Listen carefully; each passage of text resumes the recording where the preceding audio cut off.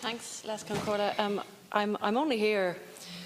to lend my support for this bill, and I'm actually very interested, and obviously I wasn't at any of the other stages of this bill. I'm interested to hear the comments that have been raised here tonight, and I'm actually kind of quite surprised, because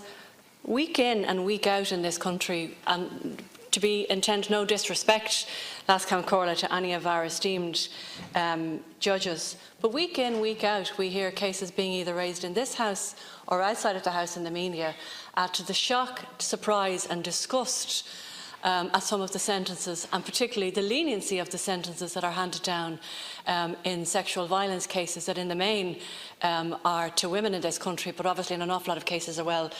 to children. And this may not be perfect, and it may not attend to address all of the issues that we have in this country with regard to sexual violence and the protection of our children, our women and our vulnerable men. But it certainly is a bloody good start, and I tell you what it does is that the key thing here is to send a message out to the victims of the crimes, the heinous crimes and the repeat heinous crimes in this country, that we hear them and that we are going to start to do something about it. So on that basis I want to applaud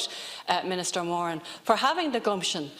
to address this issue in his own capacity and getting the support, not least of which from the Department of Justice, but from the rest of the governing parties. And so I want to say I do support this bill. I have read it, and I very much welcome the fact that it is a first but good first start in addressing an issue. What I personally believe, and obviously very many women share